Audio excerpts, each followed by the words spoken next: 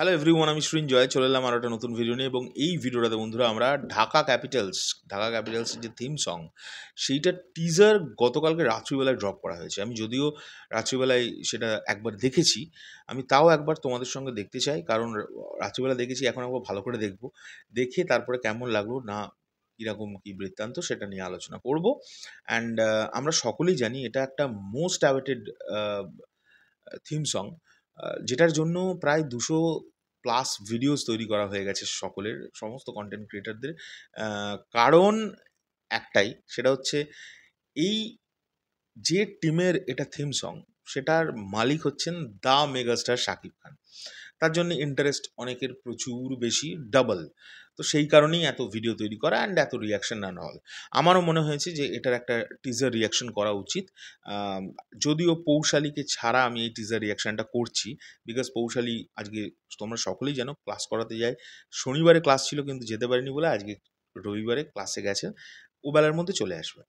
তো আমি নিজেই এটার টিজার রিয়াকশন করব, আর তারপরে তোমাদের জানাচ্ছি আমার কেমন লেগেছে first of all, and second of all আমার কি মন্তব্য এই টিজারটাকে নিয়ে। চলো তাহলে লেটস স্টার্ট দ্য ভিডিও, দেখে নিই আগে তোমাদের সঙ্গে।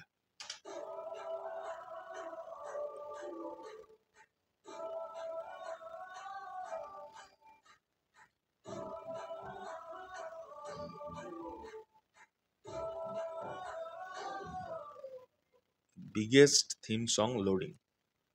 ওকে বন্ধুরা, এই থিম সংটা দেখে যেটা মনে হলো, এটা খুব তাড়াহুড়ো করে তৈরি করে দেওয়া একটা টিজার হয়েছে, থিম সঙের যে টিজারটা।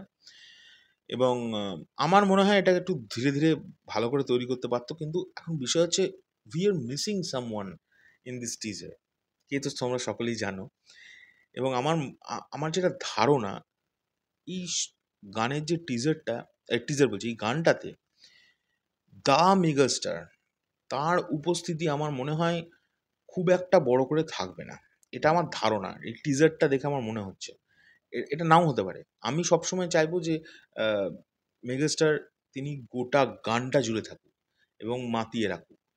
বাট আমার যেটা ধারণা, যেহেতু উনি ঢাকা ক্যাপিটালসের মালিক, একজন মালিক বলে আমার মনে হয় সেইভাবেই ওনাকে প্রেজেন্ট করা হবে এই থিম সংটাতে।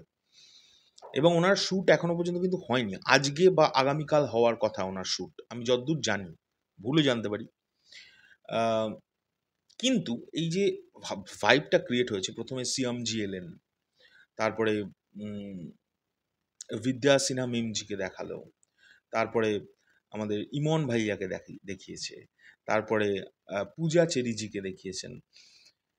এই চারজনাকে শুধু দেখিয়েছি, কিন্তু এই শুধু চারজন কিন্তু নেই এই গানটাতে। আমরা জানি এটাই প্রচুর প্রচুর অ্যাক্টার্স এবং মডেলস তারা আছেন, এবং সবচেয়ে বড় যে বিষয়টা, দি মেগাস্টার শাকিব খান এই গানটিতে নিজে উপস্থিত থাকবেন, তার শ্যুট হবে। তো আমার মনে হয় আরেকটু ওয়েট করে টিজারটা দিলে ভালো করতো।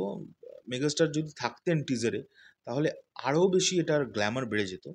আর ব্যাকগ্রাউন্ড যে মিউজিকটা, যেটা যেটা জাস্ট শুরু হচ্ছে, একটা ইন্টারলিউড দেওয়া আছে ছোট্ট করে, সেটা খুব সুন্দর, ক্যাচি, বোঝা যাচ্ছে যে একটা একটা একটা গেম, একটা টিমের জন্য থিম সং, এটা বোঝা যাচ্ছে একটা গেমের জন্য স্পেশালি তৈরি করা হচ্ছে থিম সংটাকে। তার একটা ভাইভ কিন্তু আসছে, এবং আমরা সকলেই জানি এই গানটা যিনি করেছেন তার এবছরের ভয়ঙ্কর রেকর্ড আছে, 200 মিলিয়নের রেকর্ড, 200 মিলিয়ন+ রেকর্ড। তো প্রীতম হাসান, তার মিউজিক দুর্দান্ত হবে আশা রাখবো। এবং এখন শুধু ওয়েট করে আছি দি মেগাস্টার শাকিব খানকে কবে এই থিম সঙ্গে দেখতে পাবো আমরা।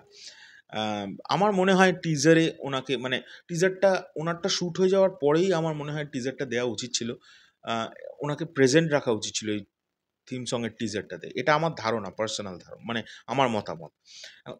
তোমাদের কি মতামত সেটা অবশ্যই কমেন্ট করে জানাবে।